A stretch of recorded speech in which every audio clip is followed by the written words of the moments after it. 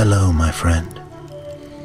Today I will tell you another long-forgotten legend. Close your eyes and let the magic transport you to Middle-earth. Our journey begins.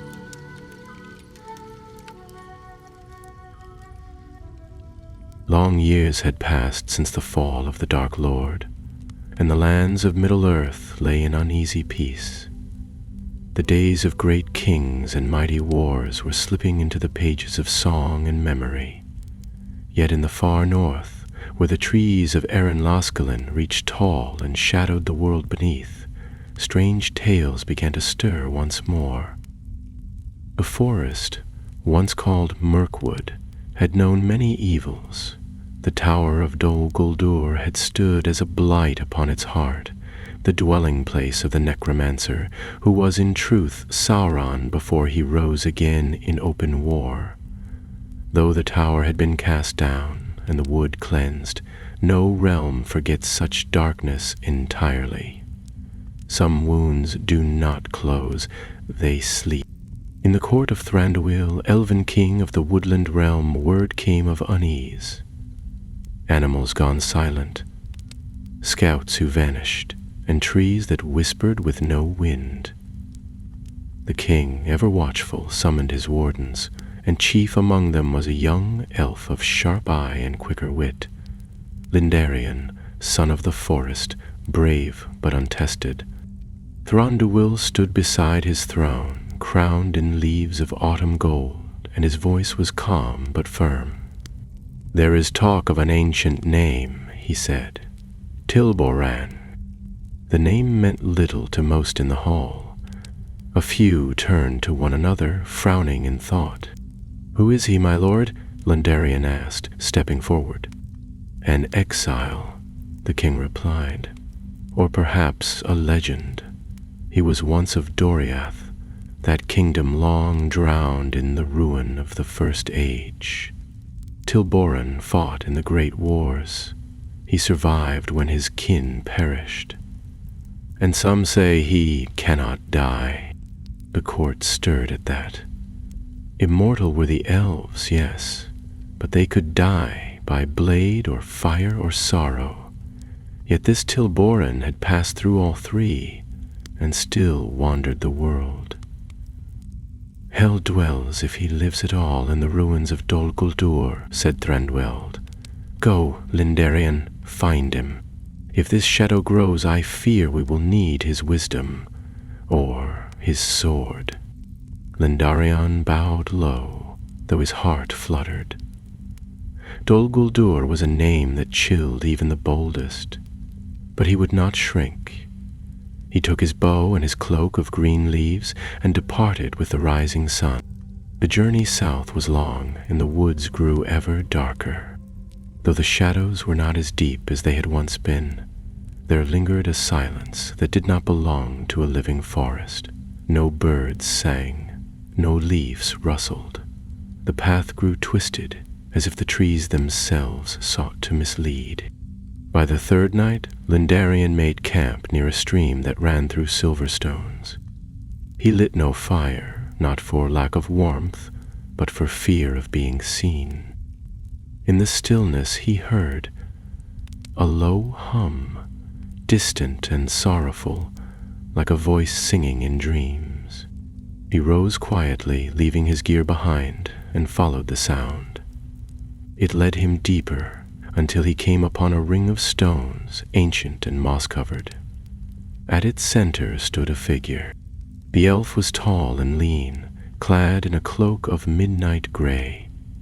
His hair was black as raven's wing, and his eyes glimmered with a pale, ghostly light. He turned as Lindarian stepped into the ring. "You seek what you do not understand," the figure said, voice soft and slow, like a wind through empty halls.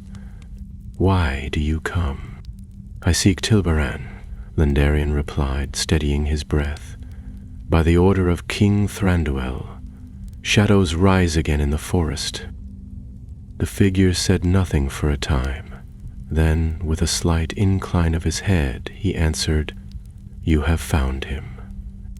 Lindarian felt a chill creep through him, though no wind stirred. Tilboran looked not like a hero from legend. He looked worn, like an old sword that had tasted too much blood, and there was something in his presence, a weight, a sorrow too deep for words. "If you knew what I have seen," Tilboran said, "you would not have come."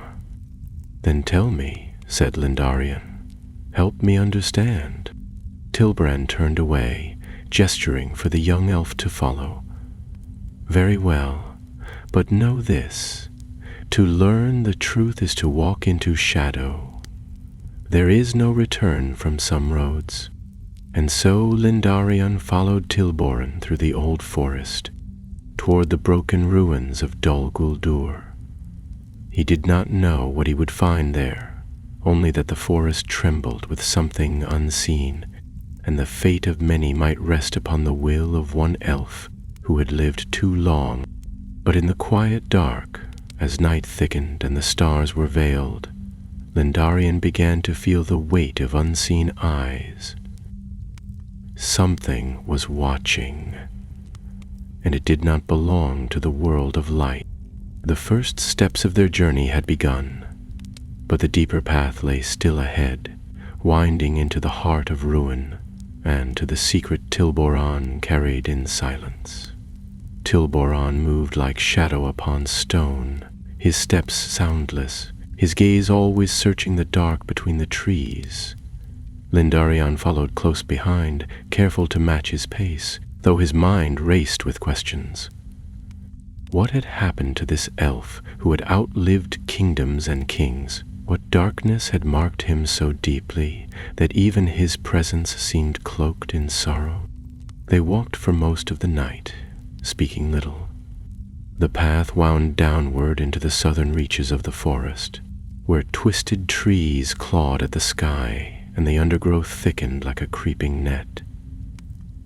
The air grew heavy, as though something old and unkind still lingered beneath the roots. At dawn, they paused in a clearing surrounded by crumbled stones, remnants of some forgotten watchtower. Tilboran knelt and pressed his palm against the earth. He stayed like that for some time, unmoving, as if listening to the ground itself. When he finally spoke, his voice was quiet and grim. "The forest is sick," he said. "It began here, in the shadow of the tower. The evil was never fully driven out, it only slept." Lindarian sat on a low stone, watching him. "What is it that has returned? Orcs, spiders, spirits?" Tilboran shook his head. "Not orcs, not beasts. Worse than that. There is something beneath the ruins, something left behind when Sauron fell. A relic. I was its keeper once, though I did not know it.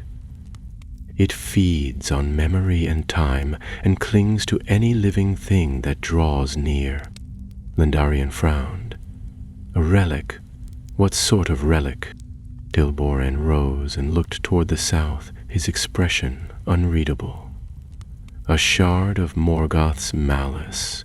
Not a weapon or a jewel, but a thing made of will and hate, bound into a vessel now lost beneath the tower's stones. It cannot rise on its own, but if touched, it awakens, and it calls to those who would serve the dark." The younger elf swallowed hard. He had heard tales of Morgoth in his youth, how the great enemy of the world had been cast down in the elder days. But this was no tale. It was here, in the earth beneath their feet. "If you were its keeper," Lindarian asked, "how is it you live still?" Tilboran turned his gaze upon him, and for a moment Lindarian saw not an elf, but a shadow of a man whose soul had been trapped in long torment. "Because I touched it, and it changed me. I do not age, I do not heal, I cannot die, but neither can I live as I once did.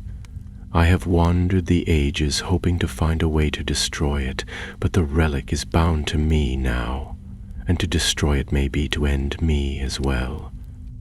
A silence fell between them. Lindarian could feel the weight of the truth, heavy and final. The curse was no simple matter, no enchantment to be lifted with a word. It was a chain wrapped around the fate of one elf, and perhaps the whole of the forest. Tilboran turned away and began walking again.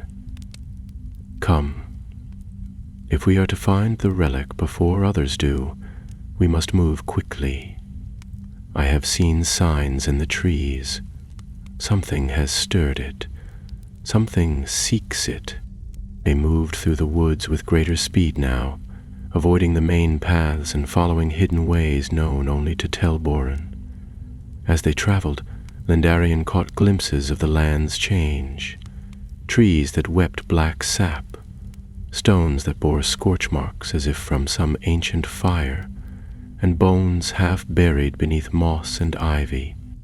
That night they took shelter in a hollow beneath a ruined archway, once part of the outer defenses of Dol Guldur. The sky above was veiled with clouds and no stars shone through. Tilboran sat with his back against the stone and drew a short blade from his cloak. Its edge was dark, but shimmered faintly in the dim light. "This was forged in the forges of Erasian," he said, turning it over in his hand. "When the smiths still trusted Anatar, before they knew who he was." Lindarian leaned closer. "You were there." Tilboran nodded. "I fought beside Gil-galad in the War of the Last Alliance.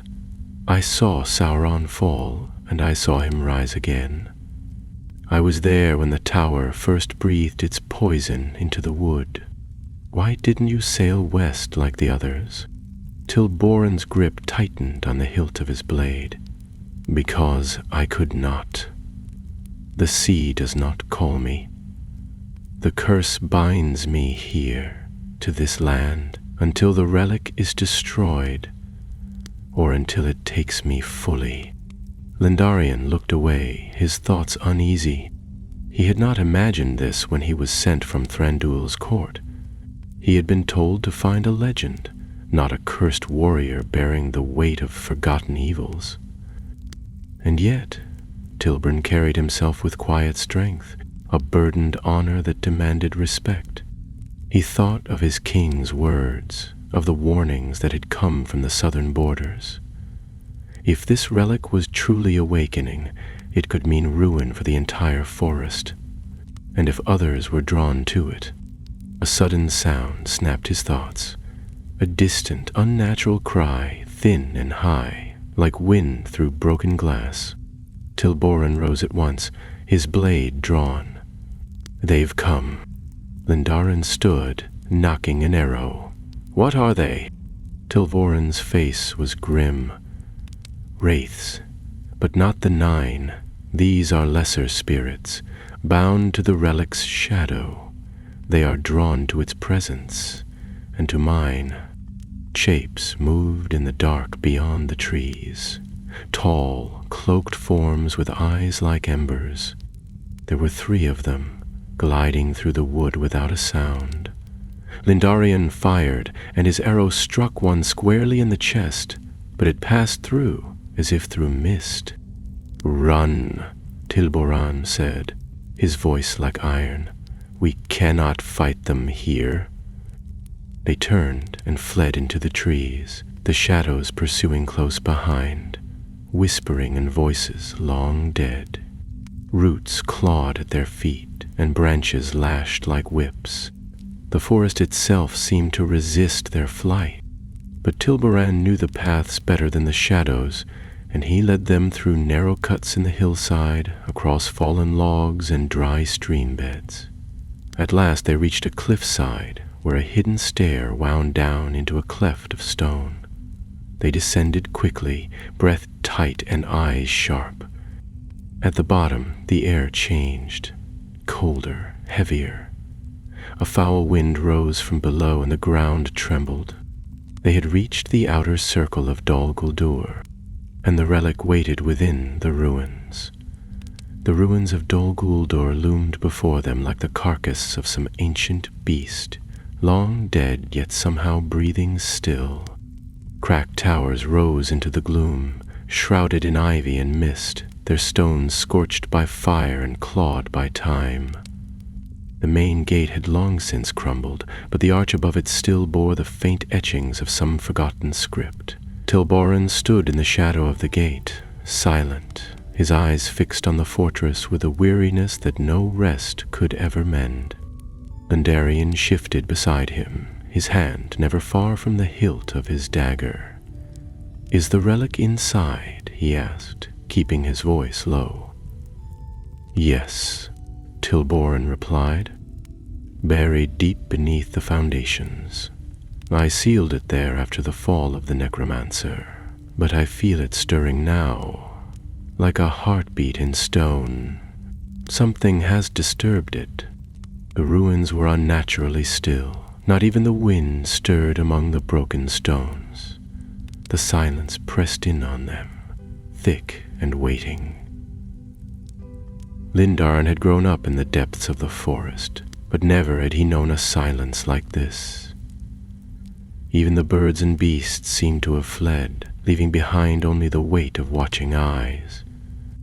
They passed through the broken gate and into the outer courtyard. The ground was littered with shattered bones and rusted weapons, remnants of long-forgotten battles. Blackened tree roots had burst through the flagstones, twisting through the cracks like veins. Shadows pooled in every corner, deeper than they had any right to be. Tilboran led the way, walking with the certainty of one who had been here many times before. "This place was built to conceal," he said, glancing back at Lindarian. "Even the servants of the enemy feared to dwell too long beneath it. There are passages below, carved in the oldest days, when this hill still bore another name. Men once built shrines here, before they turned to darker things." Lindarian tried not to imagine what might have been buried beneath those stones. They reached a narrow stair, half covered by debris, and Tilboran began to clear it with practiced hands. As they worked, the light began to dim, though the sky above remained unchanged. It was as if the darkness here had a will of its own. Once the way was clear, they descended in silence. The steps wound downward, cut into the bedrock itself. The air grew cold and damp, filled with the scent of old earth and something fainter, a trace of ash and rot that made Lindarian's skin prickle. Their footsteps echoed softly as they moved, swallowed quickly by the gloom. At the bottom, they came to a wide chamber supported by thick stone columns. The walls were carved with faded reliefs, scenes of ancient kings offering tribute to nameless gods, and others more disturbing, where men bowed to hooded figures with empty faces. The relic was hidden beyond this chamber, down a second corridor that had been sealed for centuries. Tilboran stopped near one of the columns and reached into a narrow crack in the stone. He withdrew a small, curved key made of some black metal that shimmered faintly in the low light. "It was forged from the same ore as the relic," he said. "It's the only thing that can open the gate." Lindarian nodded, though unease twisted in his gut. The idea of forging anything from the remnants of Morgoth's will seemed unthinkable, and yet here it was, humming softly in Tilboran's hand. They moved to a wall of solid rock at the far end of the hall. To Lindarian's surprise, it bore no door, no mark at all. But Tilboran knelt and pressed the key against a jagged crack that had been smoothed by years of use. With a faint grinding sound, the stone trembled and began to shift. A hidden doorway opened, revealing a black tunnel that led deeper still. They stepped inside, and the passage closed behind them, sealing out the last of the light. Lindarian lit a small lantern of elven glass, and its gentle glow cast long, flickering shadows across the walls. Symbols lined the tunnel, spirals and runes that pulsed faintly as they passed. The air here was colder still, and Lindarian's breath misted before him. As they walked, Tilboran's voice came low and steady. It was once guarded by sentinels, creatures made not of flesh but of thought, remnants of the relic's own will shaped into form. They are not alive, they do not sleep, but they listen, and they remember. Lindarian gripped his bow tightly, though he feared arrows would do little against such things. The further they went, the stronger the sense of pressure became, as if the very air had thickened, pressing against them with unseen hands. It became hard to speak, even to breathe, and then the tunnel opened into a chamber so vast the lantern's light could not touch its ceiling. Here the walls were made of obsidian stone, veined with crimson. At the chamber's heart stood a pedestal of black iron, upon which rested a small round object wrapped in cloth. It pulsed with a faint red glow that made Lindarian's eyes ache to look at it directly. "This is the relic," Tilboran said, his voice hollow. "The seed of dread. It was given no name in the elder tongues, for to name it is to bind part of yourself to it. It cannot speak, but it listens, and it learns." Lindarian stepped forward slowly, but Tilboran held out a hand. "Do not touch it," he warned. "It can feel your presence already. To touch it is to invite it in." The shadows thickened behind them, and a whisper rose, not from any single direction, but from the stone itself. Lindarian turned, and his heart froze. Figures moved at the edge of the light, pale and shapeless, like fog given form. Their eyes glowed with dim fire, and they drifted forward, silent as death. "We must destroy it," Lindarian said, voice tight. Tilboran nodded.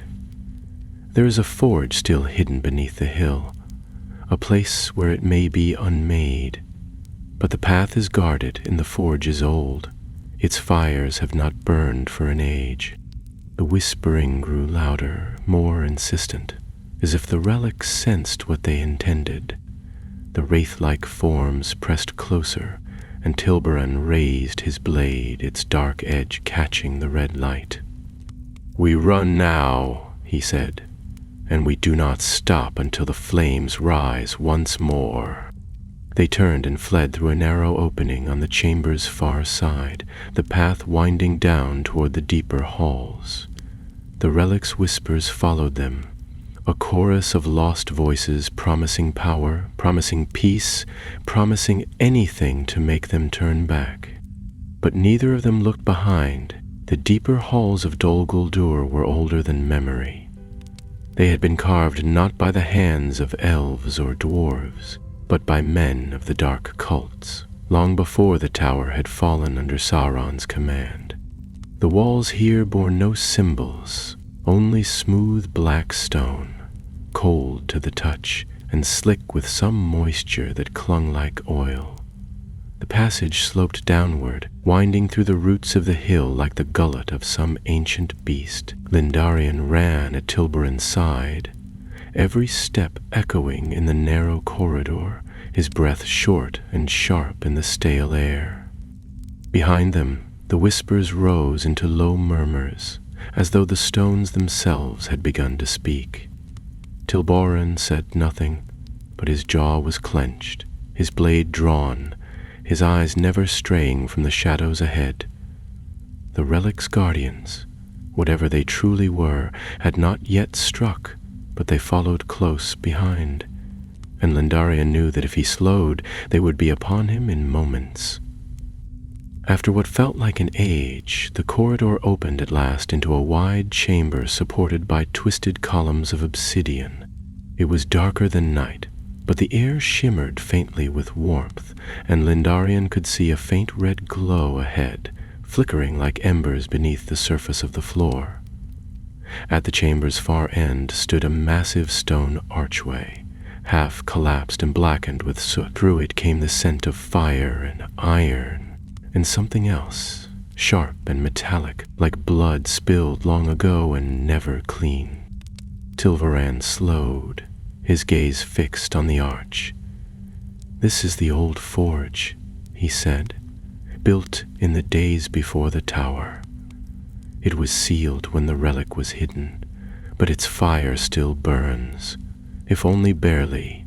It must be fed." Lindarian approached the arch and peered inside. The forge room beyond was vast, with a deep pit at its center where molten rock bubbled faintly, casting long, shuddering shadows across the walls.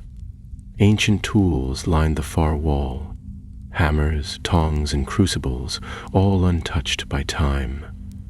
A narrow stone bridge spanned the pit, leading to a raised dais on the other side, and upon that dais sat a great anvil, cracked down the center but still whole enough for purpose.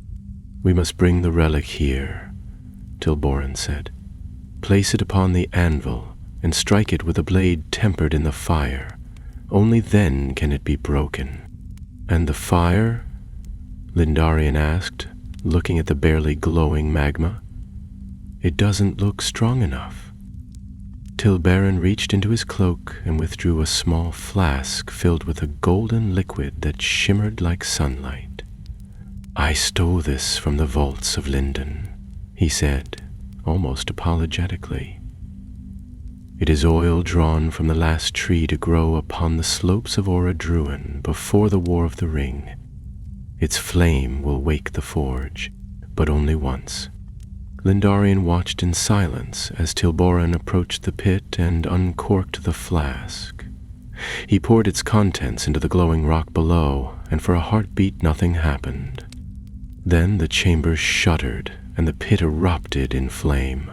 Not wild or violent, but steady and deep, like the breath of a sleeping dragon stirred from its dreams. The walls blazed with new light, and the anvil gleamed on its dais like a star fallen to earth. But the fire also woke something else. From the far corners of the forge, where the light did not reach, came a low growl. Not beast, not wind, but something in between. Shapes began to form at the edge of the flames, long-limbed and twisted, like shadows peeled from the walls and given life. Their eyes burned faintly, and their fingers ended in long curved claws that scraped the stone with every step. "They have followed us," Tilboran said grimly. "We have little time." Lindarian turned to him. "Then I'll hold them off. You know how to destroy the relic. Do it." Tilboran's face darkened. "No, this is my burden. I should—" "You said yourself, it's bound to you," Lindarian cut in. "If you die before it's broken, it may never be destroyed. You must do it, Tilboran. That's why you've lived so long, not as a curse, but as a purpose." For a moment, Tilboran did not answer. Then he nodded once, slowly, and turned toward the dais. He moved quickly, drawing the relic from the wrappings hidden in his satchel, and placed it upon the cracked anvil. Its glow pulsed violently now, as if sensing its end. Tilboran grasped the old smithing hammer with both hands, its haft scorched and worn, and raised it high. Meanwhile, Lindarian faced the advancing shadows. He knocked an arrow to his bow and loosed it into the darkness. The shaft struck one of the shapes and burst into a flash of silver light. One of the special arrows Thranduil's Fletchers had prepared for dark foes. The creature screamed, a terrible, thin wail, and dissolved into smoke. But more came. They surged forward across the bridge, shrieking and snarling, and Lindarian fought like never before. He drew his blades, slashing and spinning, trying to keep them back from the forge. One lashed out and caught his arm, drawing blood, but he pushed forward, driven by the sound of Tilboran's hammer ringing against the relic behind him. The relic screamed, not in any voice Lindarian could understand, but in sound and pressure and light. The chamber shook, the very stones wept smoke, and Tilboran, his face set like stone, brought the hammer down again. With the third strike, the relic split. There was a rush of air, as though the forge itself had exhaled. The fire roared up into the ceiling, and every shadow in the chamber screamed and vanished like mist under the sun. Lindarian dropped to one knee, gasping, and looked up in time to see Tilboran collapse beside the anvil, the hammer still in his hand. For a long while there was no sound but the dying crackle of the fire. Lindarian rose and hurried to Tilboran's side. The old elf's eyes were open but dim. His face, though weary, was peaceful, more peaceful than it had been since Lindarian had met him. The weight that had clung to him, that strange and heavy presence, was gone. "I thought you said you could not die," Lindarian whispered. Tilboran managed a faint smile. "I said I could not die while the relic lived. Now I am free." Then, with a final breath, Tilboran's eyes closed. The forge began to cool.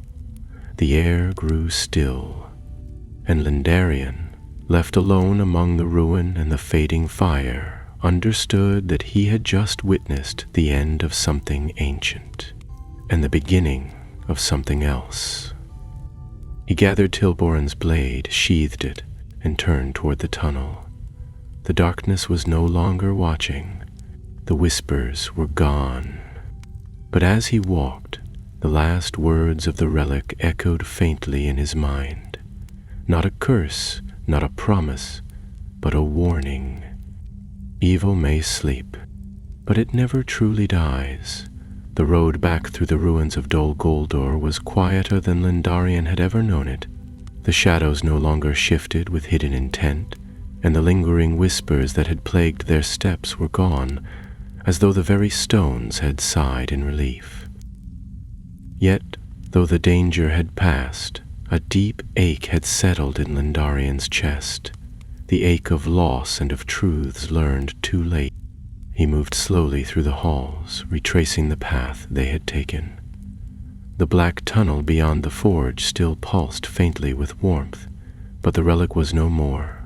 Only fragments remained, scattered across the dais like shards of burnt glass. They no longer glowed, no longer breathed. Whatever dark will had dwelled within them had been broken when Tilboran struck the final blow.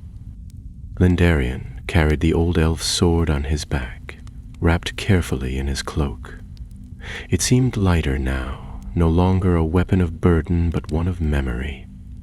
Tilboran had lived for ages with the weight of the relic upon him, not as a warrior nor a king, but as a quiet sentinel in a world that had almost forgotten him.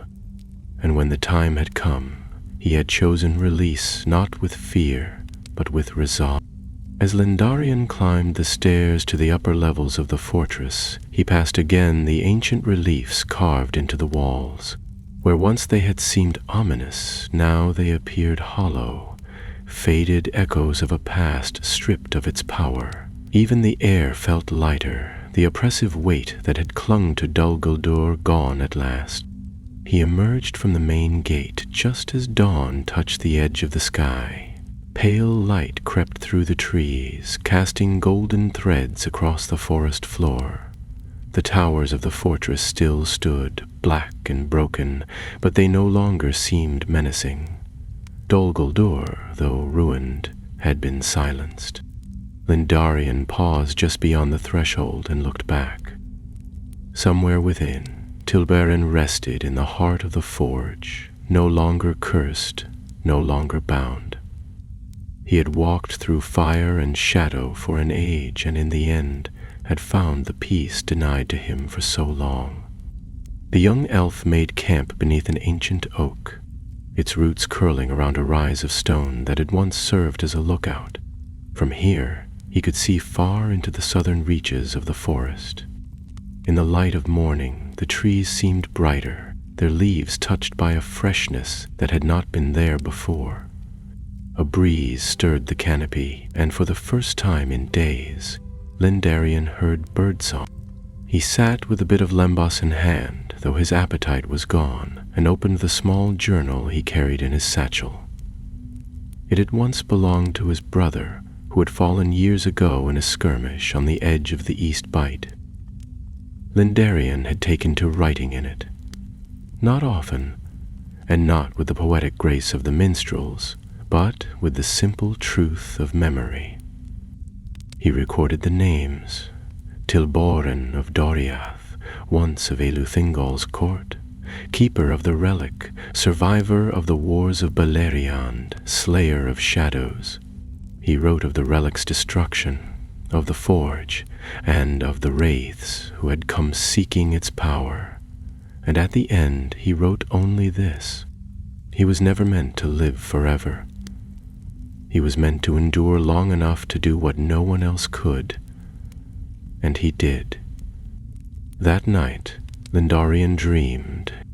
He stood in a forest not unlike Aaron Lascalen, though the trees were taller, older, and bathed in silver light. The stars above were vast and strange, and the wind carried songs in tongues he did not know. Before him stood Tilboran, no longer grim or weary, but straight and strong, as he might have been in the elder days. He said nothing, but inclined his head in thanks, not for freedom, but for remembrance. When Lindarian awoke, the sun was already high, and the forest felt warm again. His journey north took days, but it was free of trouble. The woods, though still deep and wild, no longer pulsed with dread. He saw deer moving through the undergrowth and heard the distant cry of hawks. Even the trees in their silent way seemed to breathe easier. As he drew nearer to Thranduil's halls, he passed others of the woodland guard patrolling the edges of the realm. Many looked surprised to see him return alone. At the gates, Lindarian was taken at once to the king. Thranduil stood upon the great stone bridge that led to his hidden halls, his cloak billowing faintly in the breeze. His gaze swept over Lindarian with sharp awareness, noting at once the lone return and the sword carried across his back. "You found him," the king said quietly. "I did," Lindarian replied. Thranduil waited a moment, then asked, "And the relic?" "Destroyed," Lindarian said, his voice firm. "In the forge beneath Dol Guldur. It will not trouble us again." The king gave a slow nod, though his expression remained unreadable. "And Tilboran?" Lindarian hesitated, then unslung the sword and held it out in both hands. "He chose to stay, to finish what he was meant to. He found his end with honor." Thranduil took the sword and studied it in silence. "He served Doriath," he murmured. "He stood with Gilgalad. He survived when others fell, and yet few remember his name." "The lair will now," Lindarian said, his voice steady. "I will see to it." The king met his gaze, then gave a single solemn nod. "Then let his name be spoken with reverence. Tilboran, who bore a curse and broke it with courage." At evening, the elves of the woodland realm lit lanterns in the trees, not for mourning, but for memory. Golden lights swayed among the leaves like stars caught in the branches, and soft music carried through the forest. Lindarian stood beneath the boughs and listened, the journal still in his hand, the words of the story echoing in his thoughts. Tilboran had not died in battle, nor faded into the west.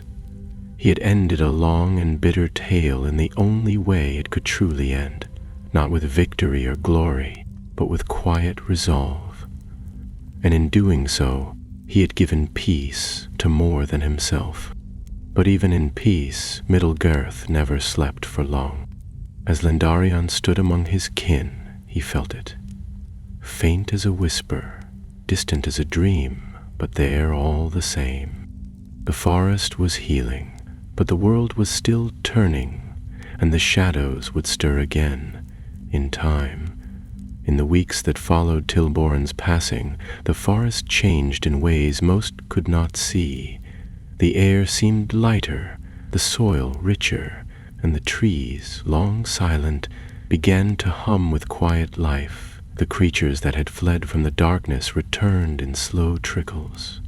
Deer moving shyly through the undergrowth, squirrels darting from branch to branch, and even a great white owl that took to roosting near the entrance of the Elven King's halls. Yet for Lindarian, these signs of renewal, though comforting, did little to quiet the storm that still stirred inside him. He had done what he had been asked. He had journeyed into the darkest part of the forest, found the exile long thought to be a myth, and destroyed a relic born of the first evil the world had ever known. But he had not returned unchanged. There were nights when he woke breathless, heart pounding, the sound of the relic's shatter echoing in his mind like a tolling bell. Sometimes he would dream of those strange pale wraiths, hovering just beyond sight, whispering in voices not quite speech, but sharp enough to wound. Still, he said little of it. Instead, he returned to his duties, scouting the eastern borders and traveling between the forest watchposts, carrying reports and exchanging news. Thranduil had not assigned him to any one station, and Lindarian suspected the king wanted his eyes and thoughts elsewhere. Watchful, mobile, unburdened by routine. The trust in that freedom was a quiet honor, and Lindarian bore it well. One morning, as he passed through the grove of birches that marked the edge of the realm's southern reach, he was met by an elf maid named Aurelis, a messenger of quick steps and sharper ears. She carried a scroll sealed in blue wax and offered it without a word. Lindarian broke the seal and read the letter beneath the pale light of the trees. It was from the king himself. To Lindarian of the Woodland Guard, you are to make way to the glades of Nandamar, where the watchers have reported signs of disturbance. The roots of the forest there have been slow to mend, and some say the night holds echoes again. Low sounds, strange lights. There are no signs of enemy presence, but I would not have you dismiss unease. Not all wounds are easily seen, and not all dangers come with banners or blade. Go quickly, go quietly, report what you find. Survivor. Thranduil. Lindarian read the message twice, then folded it neatly and placed it in his cloak. The glades of Nandamar lay to the southeast, near the banks of the Duskwater River, in a region where the trees grew tall and pale and the mists seldom lifted. It had once been part of the territory watched from Dol Guldir's outposts, and though the shadow was gone, the land had not forgotten. He departed at once, passing through the deeper woods and sleeping beneath the broad boughs of beech and ash. The birds were quiet as he traveled, and the sunlight, though present, came dappled and weak, as if struggling to pierce through memories older than any living creature. When he reached the edge of Nandamar on the second day, he saw at once why the king had sent him. The glade was not as it should have been. The trees here leaned as though bowed beneath a heavy weight. The grass was darkened, the ferns wilted, and in the center of the clearing, where a clear spring had once bubbled, now stood a blackened pool, its surface still and glassy. The air held the faint scent of ash. Lindarian approached the pool cautiously. He crouched beside it and dipped his fingers just above the water. No ripples moved, and no fish stirred beneath. It was not poisoned in the way of orcish corruption, nor did it bear the sulfur stench of dark magic. Yet it was not right.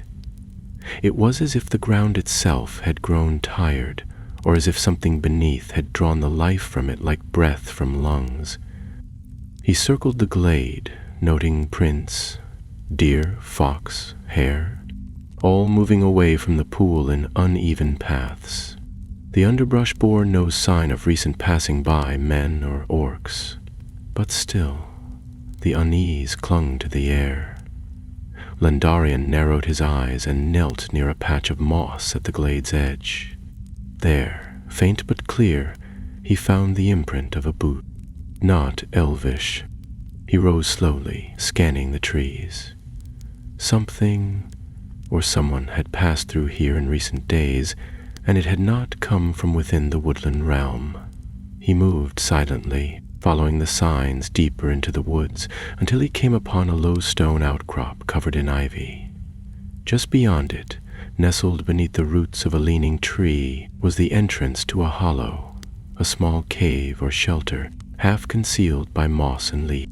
Drawing his dagger, Lendarian slipped closer and crouched at the threshold.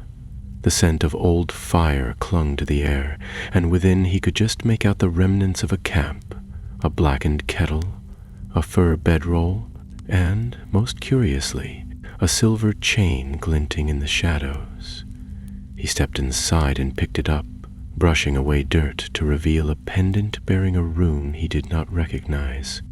The metal was cold, colder than it should have been, and as he turned it in his hand, a flicker of light danced across its surface, like a flame caught in water. Lendarian frowned. It did not feel like elven work, nor dwarvish. It had an edge to it, a sharpness that made the skin along his arms prickle. He pocketed the pendant and turned to leave, but stopped as he caught sight of something carved into the inside wall of the hollow. A series of symbols gouged deep into the stone, too deliberate to be mere scratches. They formed a circle around a central rune, and though he could not read them, he felt their meaning as surely as he could feel a storm approaching. Whatever this was, it was not finished. He returned to the glade with swift steps and marked the site with a small symbol of warning, known only to the guard. Then he set out again, this time westward, heading toward the nearest outpost to send word back to the king. But as he moved, the forest behind him stirred, not with wind, nor with beast, but with something that watched, waited, and listened. The relic was gone, but its shadow perhaps was not. The forest stretched wide and still as Lendarian made his way toward the watchpost at Aldion's Rise, a hillock crowned with white trees and used for centuries to observe the southern fringes of the woodland realm. He moved quickly without stopping to rest, but he could not shake the feeling that something unseen moved with him, not following exactly, but brushing the edges of his path, as if the trees themselves had begun to lean closer, listening. When he reached the rise, the sun had sunk behind the hills, and the sky was painted with the last streaks of amber and rose. The outpost was quiet. Only one sentry, a slender elf named Maelor, stood atop the watchtower, peering out across the treetops with a spyglass in hand. He turned at Lendarian's approach, lowering the glass at once. "By the stars, you move like mist," Maelor said, brushing wind-blown strands of hair from his eyes. "We thought you might have returned north days ago. The woods have grown restless." "I've seen the cause," Lendarian replied, pulling the pendant from his cloak. He handed it to Maelor, who examined it with a wary frown. Maelor turned the pendant over between his fingers, then looked up. "This is no token from the east, nor does it carry the mark of Gondor. But there's power in it, something bound." "There's more," Lendarian said, lowering his voice as he explained what he had found at the glade in Nandamar. The blackened spring, the runes carved into the hollow, and the bootprint near the mossy bank. When he finished, Maelor's expression had grown grave. "We'll send a rider north to the king at once," Maelor said. "Stay the night here. If you set out again before sunrise, you'll be at the glade by midday." Lendarian nodded, though he felt no eagerness to return. Still, he knew the forest would not heal if this new darkness went unchallenged. That night, as he lay beneath the canopy of silver-leaved trees, sleep came slowly, and when it came, it brought no rest. He dreamed of the relic, shattered and burning, not on the anvil where Tilboran had broken it, but lying whole once more in a pool of still water.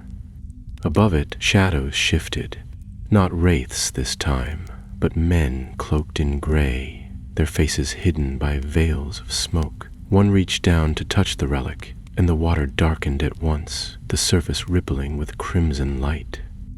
Lindarian awoke before dawn, cold and unsettled, the memory of the dream still clinging to him like cobwebs.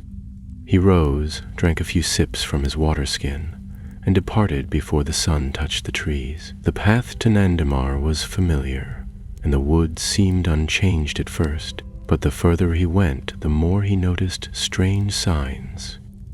Bark peeled in spirals along trunks, nests abandoned in trees that still bore green leaves, and patches of earth that felt soft underfoot, as if the roots had withdrawn. When he reached the glade once more, he found it just as he had left it, silent, slanted in unnatural stillness, and the black pool untouched. But something else had changed. The hollow beneath the tree where the camp had been now bore fresh markings at its edge. The grass had been disturbed again, and there, near the mouth of the shelter, lay a torn scrap of fabric, dark gray, weather-worn, and trimmed with silver thread. He crouched beside it, running his fingers along the edge. The cloth had been cut, not torn, and the stitching was precise. Someone had been back, someone who did not wish to be found, yet had not fully covered their trail. He followed the faint marks leading away from the glade, past twisted vines and gnarled roots, deeper into the woodland where few elves dared tread. The trail led him to a stream, narrow and fast-flowing, where he paused to examine the mud at its banks. There he found another boot print, larger than the first. This one pressed deep, as if the wearer had paused, burdened by weight or thought. Nearby, beside a moss-covered stone, he spotted something glinting in the light. He reached down and uncovered a ring, silver, plain but finely crafted, bearing a single rune etched within its band. The moment his fingers closed around it, the forest seemed to hush.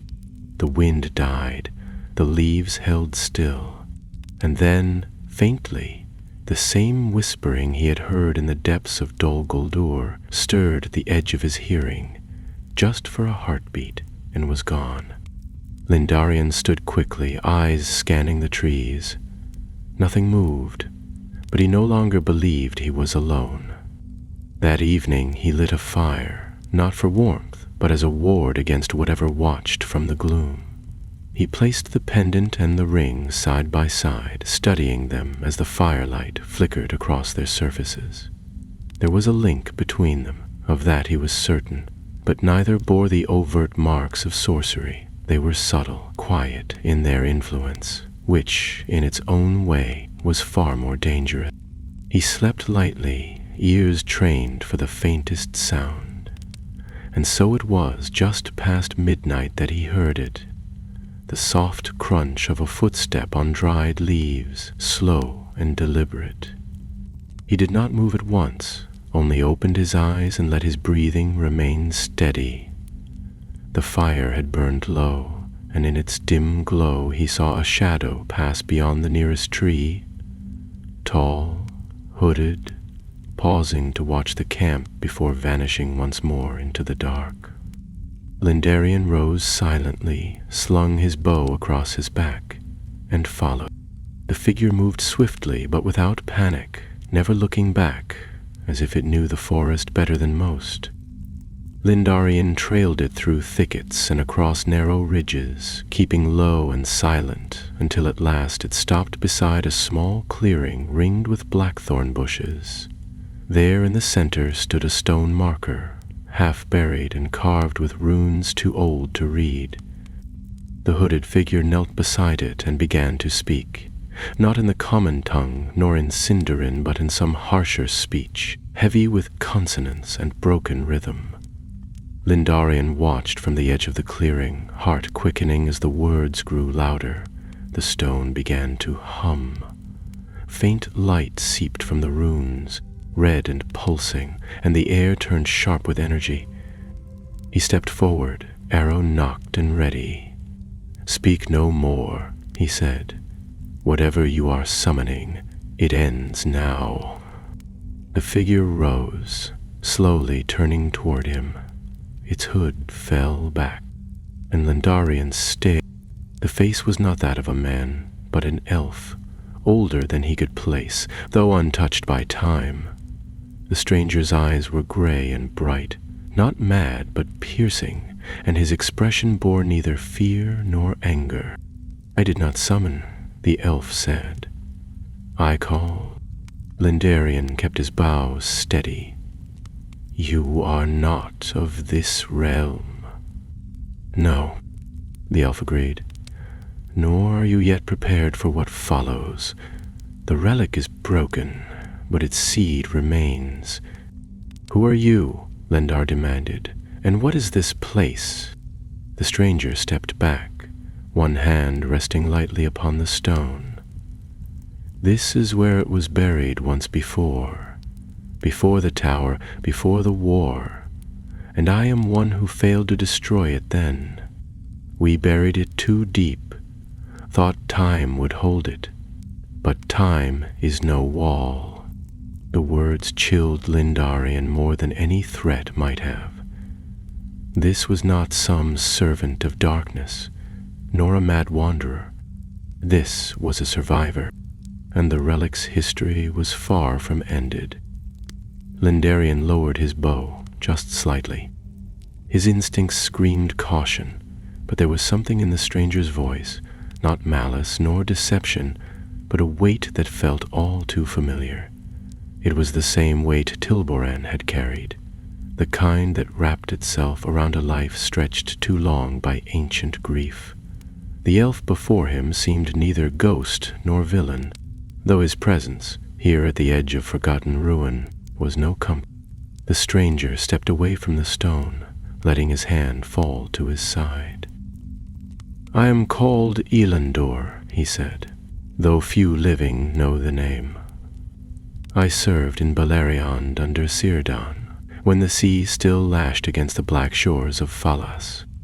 I stood watch when Morgoth fled Angband, and I bore witness to the first forging of the relic you now believe destroyed." Lindarian's breath caught. "But the relic, Tilboran destroyed it. I saw it break."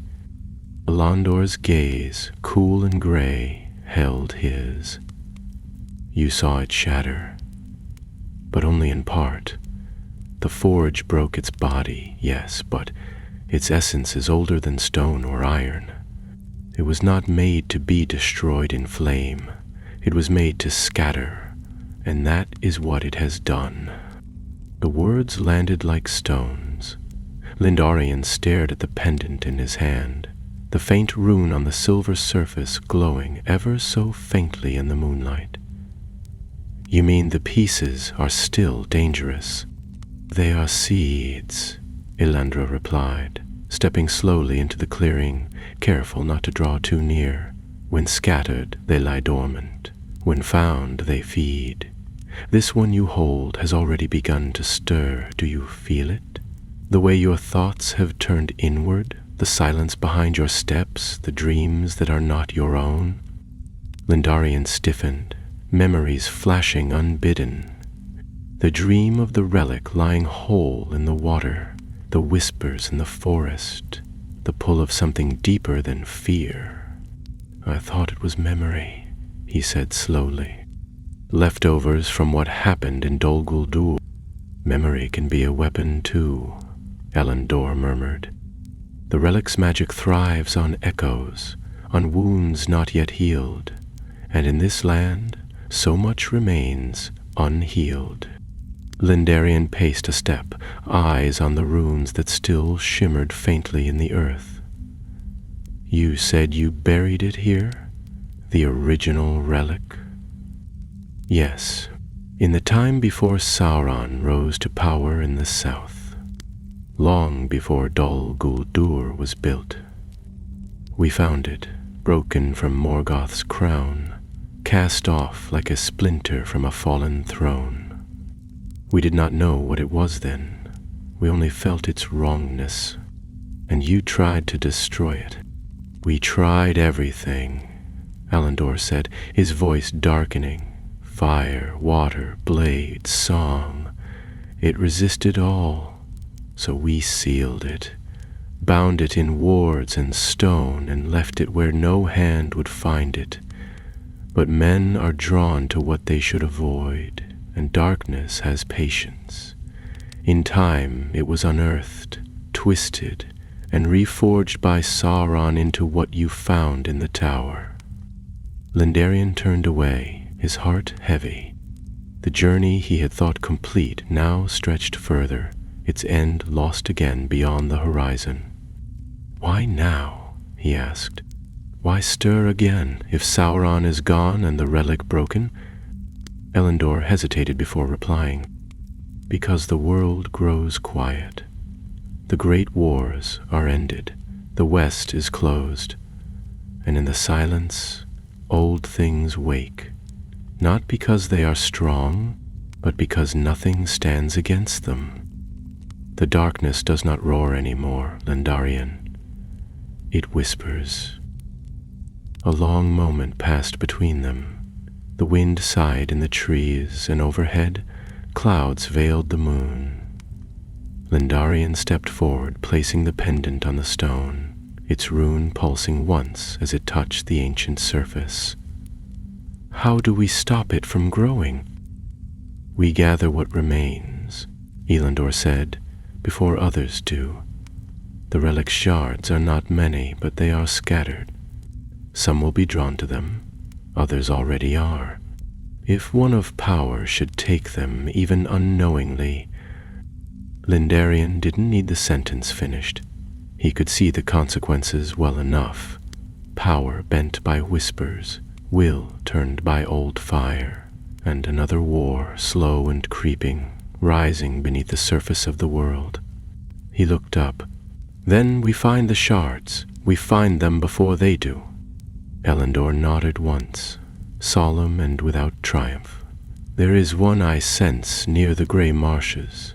The waters there are old and deep, and the things that live beneath have long memories. But I cannot go alone. My time is stretched thin. I have walked too long without rest. Lindarian considered the path, then his satchel still packed with trail food and fletched arrows. I'll go, he said without hesitation. But I'll need your help. I've fought relics before, but not like this, and if we're truly chasing shadows, I'll not chase them blind. A flicker of approval touched Elendil's face. Then we ride at first light. We must move swiftly and quietly. There are others who seek what we seek, but they do not wish to destroy it. That night, they made camp near the stone, beneath a ring of old trees that leaned in close as though listening. Elendor did not sleep, but sat with his back against the roots, singing softly in a tongue Lindarian barely recognized.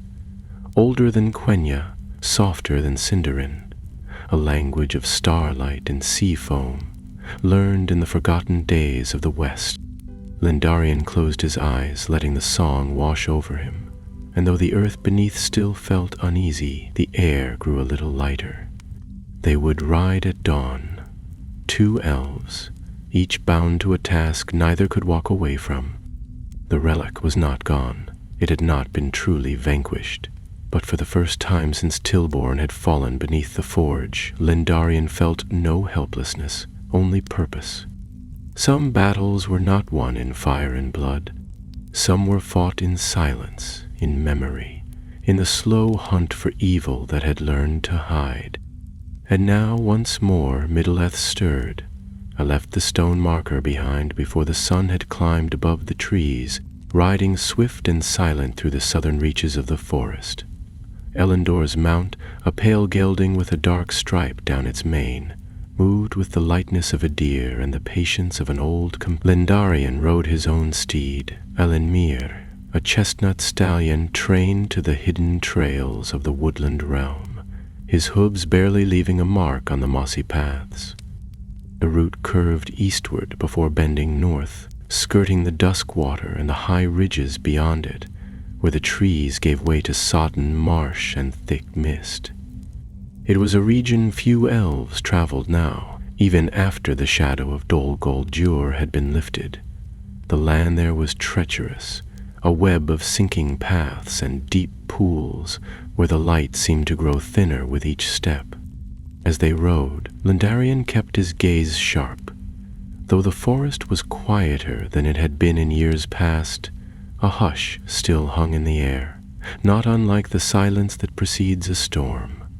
Every now and then he caught the glimpse of a shape moving among the trees, foxes, deer, once even a great boar nosing through the ferns, but none drew close. It was as if the forest itself knew where they were going, and had chosen to keep its distance. They made camp that night on a rise overlooking a wide stretch of marshland. The land glistened with moisture, and pale reeds waved in the evening breeze. The water below gleamed silver, though the sky above had long since darkened with thick clouds. Elendor sat beside the fire, unwinding a scroll he had carried in a leather tube strapped across his saddle. He unrolled it carefully, spreading it across a flat stone and weighing down the corners with river stones. Lendarian crouched beside him, his brow furrowing as he studied the map. "Is this from the days of Doriath?" he asked. "Older," Elendor replied, "drawn by the Númenóreans before their pride drowned them. See here? These are the grey marshes. In their time, the land was called Sarn Gaurhoth, and it was feared even then." The name made Lendarian's stomach turn. He had read of that place in old records. The Stone of Werewolves, a region where Morgoth's servants once summoned beasts twisted by dark arts to hunt their enemies. Most thought the tales exaggerated, children's stories to frighten the reckless. But after what he had seen in Dol Guldur, he knew better than to scoff at old warnings. "The shard lies there," Elendor said, pointing to a narrow island drawn at the center of a coiled stretch of water. "It's not a true island anymore. The water has risen over the years, and much of the stone is now beneath the surface. But I can feel its presence, faint but clear." "And what else is drawn to it?" the Lendarian asked. Elendor glanced up, his eyes sharp. "There are those who walk in shadows not for power but for survival. The relic offers both. I have seen the signs, symbols etched on bark, birds that fall from the sky without wound, small creatures twisting in unnatural ways. There is something near the shard already. We will not be the first to reach it." They slept in turns, the fire banked low, their weapons within reach. The night passed with a steady drizzle of rain, and by dawn the marshes shimmered beneath a gray sky. The air smelled of wet grass and peat, thick and clinging. They crossed into the mire by way of an old stone path, half submerged in water and hidden beneath tall reeds. The stones were worn smooth by time, but still firm underfoot. As they moved deeper, Lendarian began to feel it. The slow press of something in the air, like the pressure that builds before a thunderclap. His thoughts wandered, drawn back to the forge, to Tilboran's final breath, to the sound of the relic shattering. Yet now those memories were not fixed. They shifted slightly at the edges, as though being rewritten. He glanced at Elendor, who was quiet, his face stern and unreadable. They reached the edge of the island by midday. It was barely a rise of land now, no more than a low ring of stone just above the waterline, crowned with brittle grass and a few gnarled willows. At its center stood a broken archway, half collapsed, with black ivy crawling up its sides. Lindarian could feel the relic's fragment here, not in the ground, not in the water, but in the air. It pulsed softly, like a heartbeat just beyond hearing. He stepped forward, bow ready, eyes scanning the arch. "We're not alone," he said quietly. Elandor nodded, already drawing his sword. "They're near. I can feel their breath on the wind." From behind the far side of the island came movement, slow, deliberate, and wrong. 3 figures emerged from the reeds.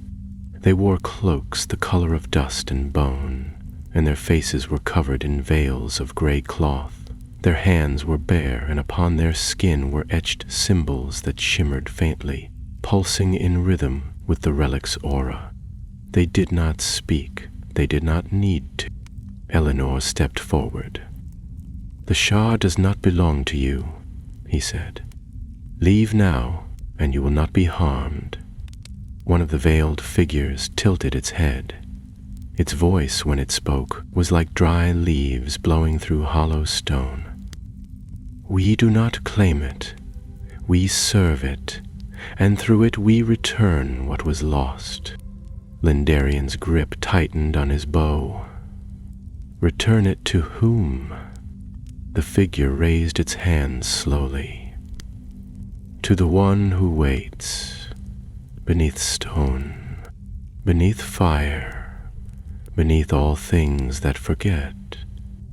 At once the relic's pull surged, and from the broken arch erupted a gust of foul wind that sent Lindarian stumbling backward.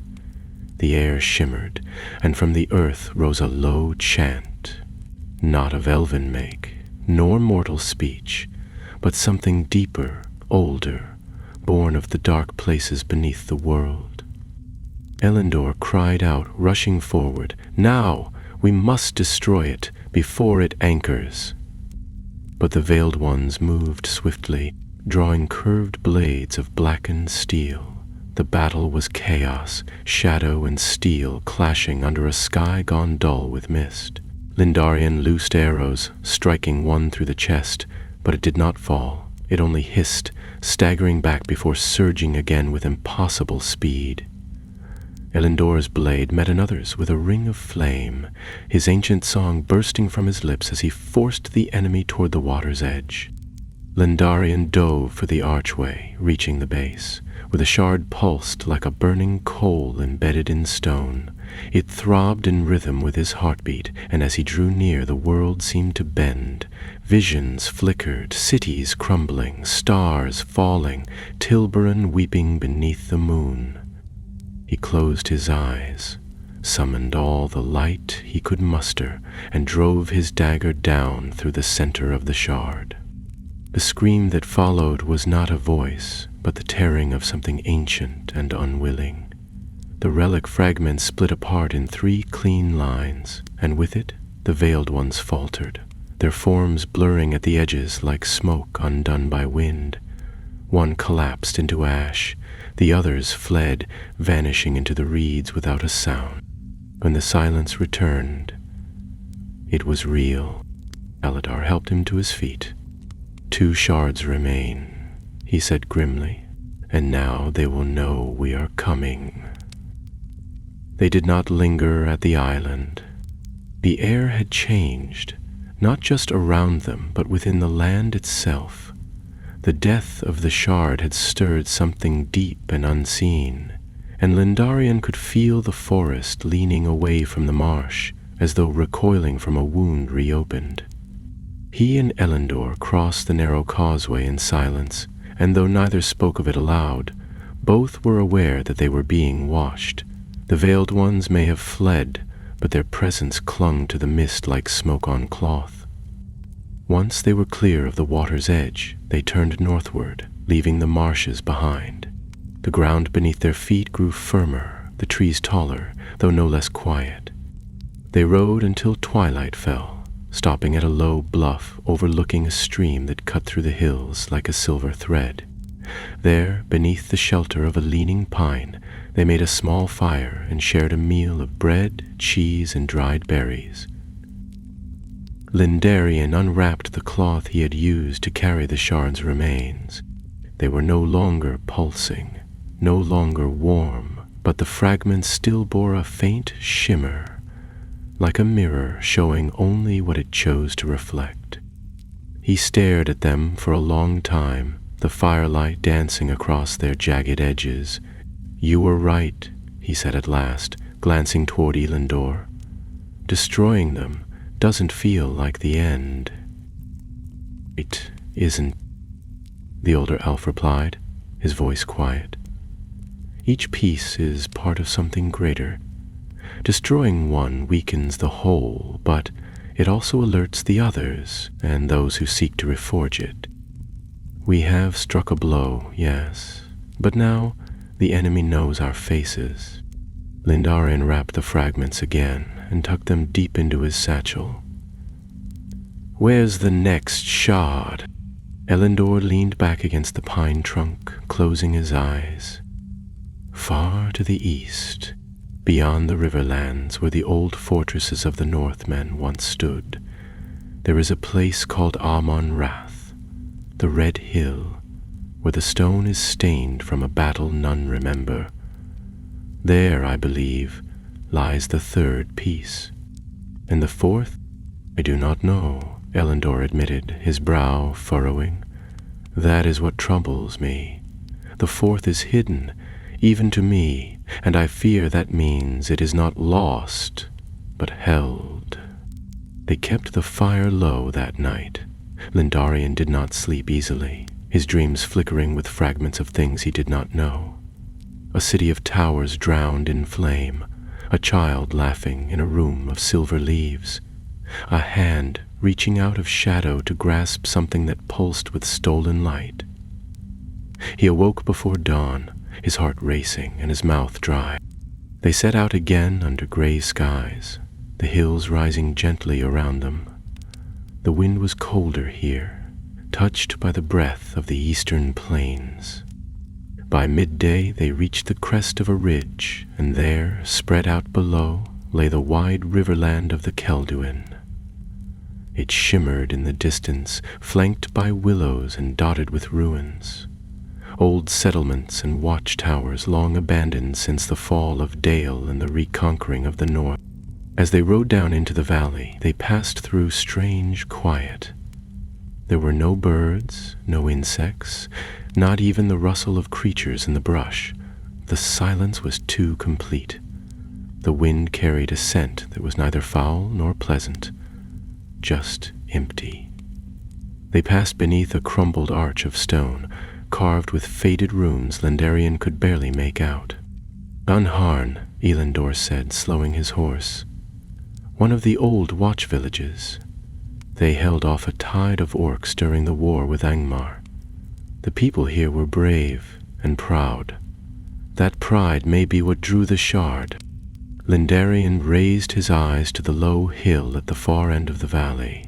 Amon-Rath rose out of the grass like a wound in the earth, its stone sides streaked red with veins of iron and weathered with age.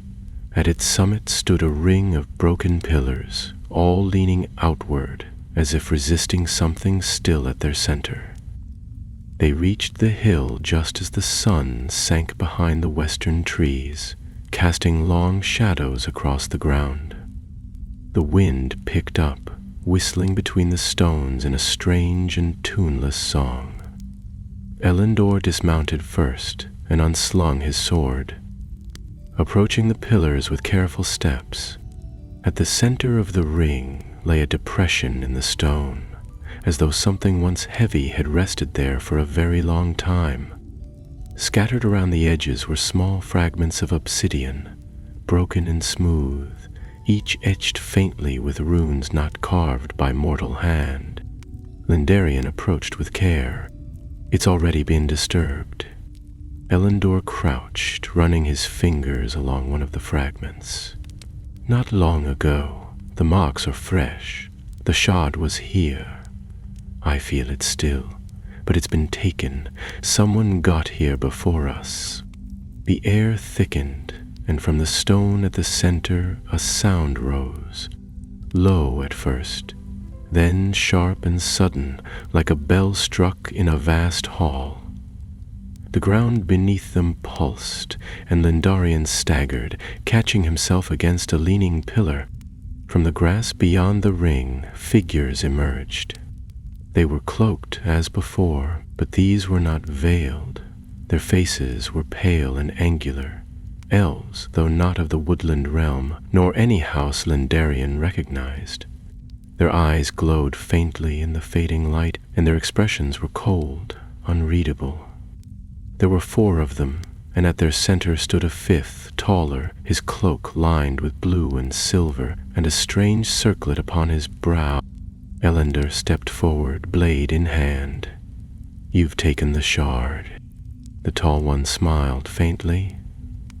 "We have retrieved it," he said, his voice smooth as river water over stone, "and we will keep it as we were meant to. You do not understand what it is you hunt." "I understand it brings only ruin," Lindarian said, stepping beside Elendor. "And I've seen what it does when left to fester." "You've seen shadows," the elf said, tilting his head. "We see legacy. The relic is not just power, it is memory. It is the last breath of a world that is vanishing. You seek to destroy it. We seek to preserve it." "At what cost?" Elanarilla asked, his voice sharp. The tall elf turned his gaze to the horizon. "The same cost every age demands. Silence, sorrow, and sacrifice. But this time, we will not be the ones to pay it." With that, he raised a hand, and the ground at the center of the stone ring cracked open. From the depths rose a shape, dark and coiled, like smoke formed into a spear, and in its core gleamed the 3rd shard, pulsing with crimson light. The air turned heavy, thick with power and memory and grief. Hildenor surged forward, but one of the cloaked elves moved to intercept him, blades ringing in the stillness. Lindarian raised his bow, loosed an arrow. It struck true, but the elf did not fall. The shard's power shielded them, a barrier not of magic, but of will. Then, without warning, the tall elf closed his hand around the shard, and the world bent. Lindarian stumbled, vision flickering, as if the hill itself had changed, the sky darker, the grass dead, the stones cold and wet with blood, and in that blink of an eye, they were gone. The enemies, the shard, the hilltop as it had been. Only silence remained. The silence that followed their disappearance was not the ordinary stillness of an empty place. It felt hollow, like the pause between 2 thunderclaps. Not peace, but the breath before something worse. Lindarian remained where he stood, heart pounding, eyes fixed on the space where the shard had hovered just moments ago. The air was still thick with its presence, and though the figures had vanished, the echo of their power lingered, woven into the stone and the grass and the very wind itself. Elendor straightened slowly, his blade still drawn though the threat had gone. He did not speak at once, but walked in a slow circle around the center of the broken ring, his eyes scanning every rune, every scorch mark, every trace of the disturbance that had just occurred. At last he sheathed his sword and exhaled through his nose, a sound more grim than weary. "They've taken it," he said, though Lindarian already knew. "And not simply to hide it. They mean to use it, perhaps to reforge what was broken, or worse, to awaken what slumbers still." "They were elves," Lindarian said, frowning. "Not twisted, not corrupted. They spoke as though they were preserving something, not seeking power. Elendor gave him a long look. There are many paths to ruin, Lindarian. Not all of them begin with greed. Some are carved from grief, from the belief that to forget is a betrayal. There are those who would keep the relic's memory alive, even if it means doom for others. Lindarian thought again of the tall elf with the circlet of silver and blue. There had been something ancient about him, not in years alone, but in bearing. The kind of gravity that comes from seeing too much and losing too many. His words had not been false, at least not entirely. They had spoken of preservation, of legacy, and of sorrow. But behind their mournful poetry lay a certainty that chilled Lindarian more than open malice. "They're trying to gather the shards," he said, "not just to protect them, but to bring them together again." Elendor nodded. "Yes, and now that they have two, they're closer than we are." For a moment, neither of them spoke. The wind stirred the grass on the hilltop, and far off, a hawk cried into the gathering dusk. Lindarian turned his gaze to the horizon, where the trees of the forest met the distant gray of the sky. Somewhere out there, the last shard remained, and if they didn't reach it first, the balance would tip. "Do you still not know where the fourth is?" he asked. Elendor's expression darkened. "No. It's veiled, hidden even from the oldest of senses, but we might have a chance to find it now." He knelt beside one of the rune-marked stones and drew a small vial from his belt. From it, he poured a few drops of silver liquid into the grooves of the stone, which immediately shimmered and came alive with soft light. Then he began to speak, not in Westron or Sindarin, but in an older tongue, one that twisted the air and stirred the shadows beyond the pillars. The runes glowed brighter, and the air thickened again, but this time it was not with dread. Instead, the light formed shapes, lines drawn in fire above the stone, tracing a map not of roads or hills, but of memory. Lindarian leaned in, watching as the light flickered and danced, finally settling on a single point far to the west. There, the fire dimmed and the image of a lake emerged, vast, still, and surrounded by steep cliffs. "Where is that?" Lindarian asked, his voice barely above a whisper. Elendor stood slowly. "Lake Thurnan. It lies in the highlands beyond the gray mountains, hidden in the folds of the cliffs. Few go there now. It is a silent place, and dangerous in the cold months. But the shard is there. I feel it." Lindarian turned his eyes to the west. "Then we go." They departed the hilltop without delay, riding through the night, following narrow trails through groves of whispering birch and old barrows left from wars too ancient to mark. As they traveled, Elendor told him what little he knew of Lake Thurnan. It had once been a place of healing, a sanctuary where the waters were said to carry the memory of starlight. But in the Second Age, it had fallen into shadow. A fortress had been built upon its western bank by men who fled the wars in the south.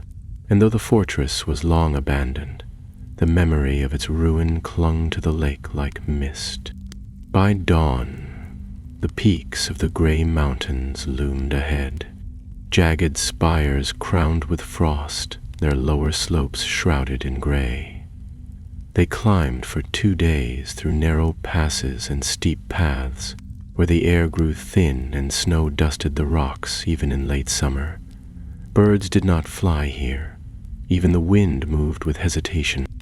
On the 3rd day they reached a high ridge, and there, in the valley below, lay Lake Thurnan.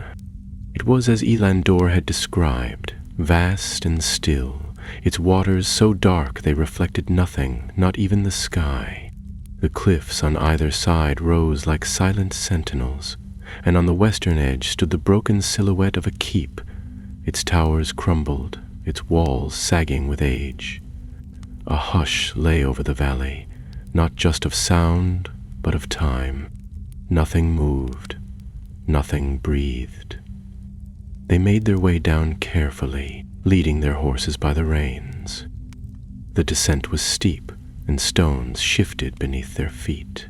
By mid-afternoon they reached the water's edge. The lake lapped gently against the stone, but there was no scent of waterweed, no drift of fish beneath the surface. It was not dead, only waiting. A fortress loomed to the west, but neither of them approached it yet. Instead, they knelt at the shore, listening. Elendor closed his eyes, placing his hand upon the water. For a long moment, nothing happened. Then he opened them again, and they were filled with fire. "It is here," he said, voice tight. "The last shard. Beneath the lake, but something guards it." Lindarin stared into the dark depths, his reflection lost in the black. "What kind of thing?" Elandu looked up, his face pale beneath the rising clouds. "Something older than memory. Older than the shard itself. It was bound here long ago, perhaps by those who first buried the fragment. But now that the relic has begun to wake, it is stirring too." They turned toward the fortress at last, knowing that whatever had been sealed here had not been sealed alone. The shard was beneath the lake, yes, but the key to reaching it, or surviving it, would lie within those broken walls. They passed under a cracked arch, vines trailing from the stones, and stepped into a courtyard where time had long since crumbled all things into ruin. The silence here was deeper than in the marsh or the hill or the shadowed glade. It was not the absence of sound. It was the weight of something listening. The fortress of Thurnin stood like the ribcage of some long-dead beast, its towers broken, its halls sunken with age and moss. Vines crawled over shattered balconies, and the once proud banners of a forgotten line hung in tatters, bleached colorless by wind and rain.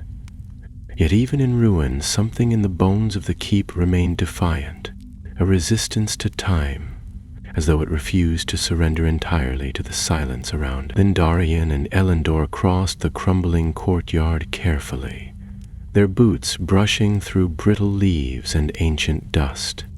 Every sound they made felt loud. The scrape of leather against stone, the creak of metal buckles, the shifting of loose gravel beneath their steps. Each one echoed faintly, then vanished, swallowed by a hush that was too complete, too deliberate. Birds did not nest here. Insects did not stir. The wind passed overhead but never touched the ground. It was not merely silence, it was warning.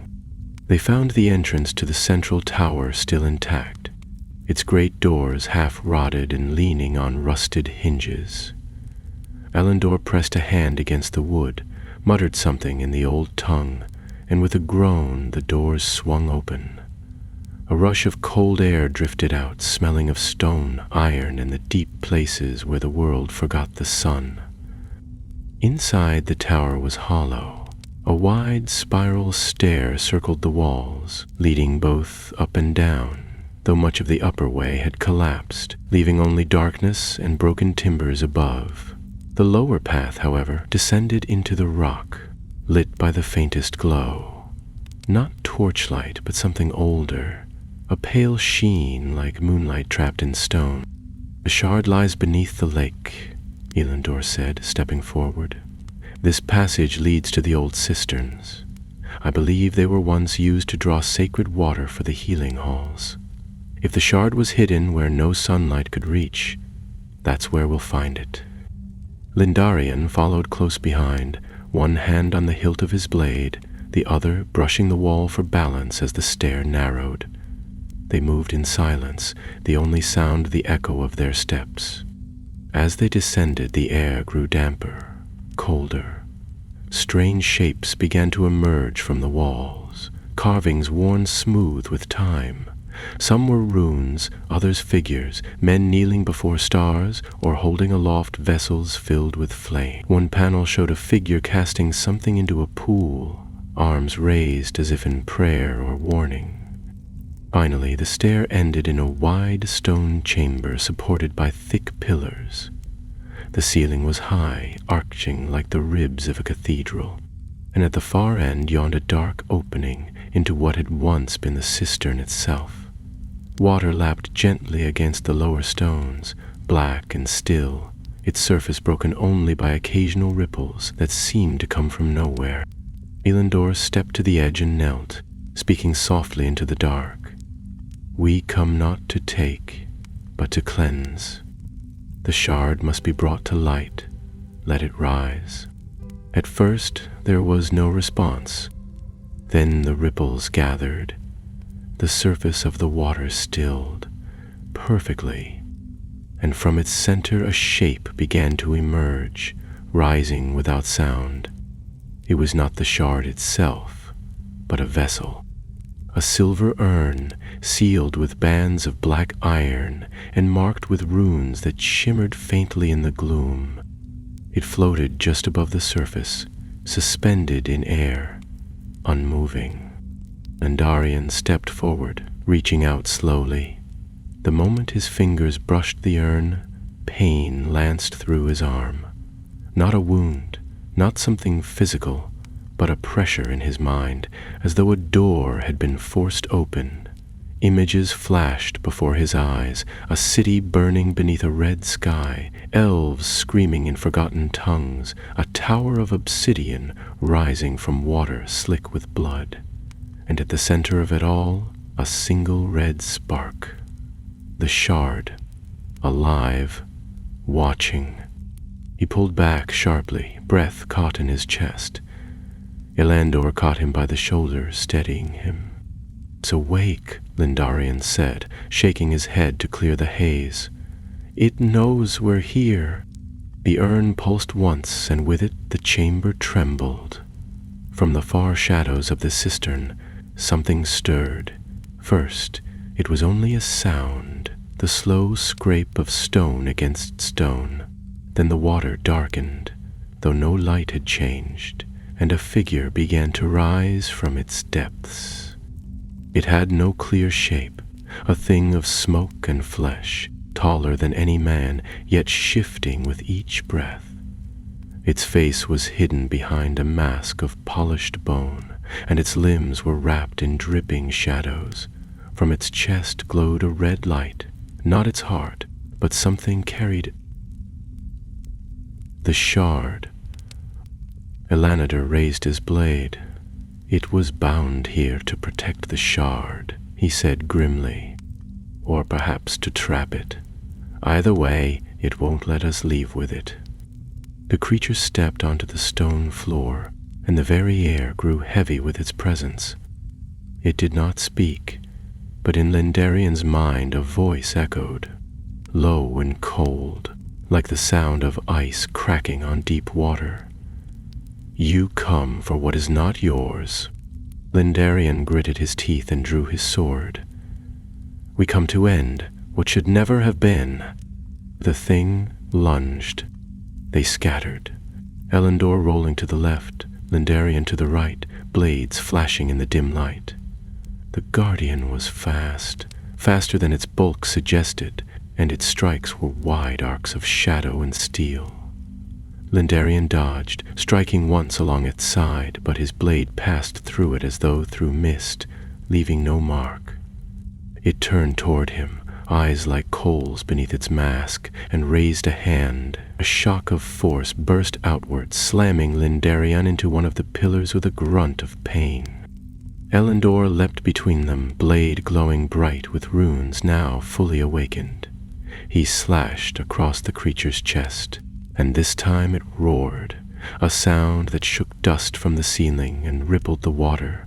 The red light at its core dimmed, flickered, then pulsed again, stronger than before.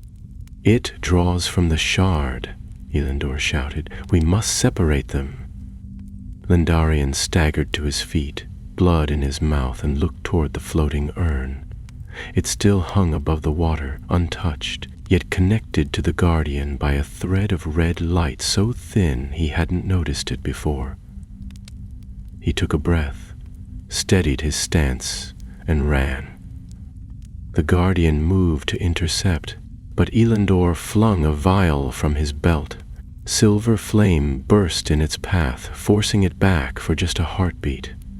That was all Lindar needed. He leapt, seized the urn, and sliced through the red thread with the tip of his blade. The moment the connection broke, the creature screamed. Its form twisted, unraveled, as though the strength that held it together had been torn away. The mask fell first, shattering on the stone like glass, and the shadows that made up its body scattered like smoke in a gale. Within seconds, nothing remained but the echo of its last cry and the lingering scent of damp stone. The urn grew still in his hands, no longer pulsing. Inside, he could feel the shard quiet now, dormant. Not gone, not yet, but no longer feeding, no longer growing. Elendor approached slowly, lowering his blade. "You did it," he said softly. "The last of them." Mandarin met his gaze. "Then it's finished." Elendor shook his head. "No. Now comes the hardest part." Together, they turned and began the climb back to the surface, the weight of the final shard held between them. Above, the wind stirred once more, whispering across the broken stones of the keep. The stars had begun to emerge in the sky, and somewhere, far from Lake Thurnin, the memory of the relic trembled one last time. The war was not over, but the light was rising,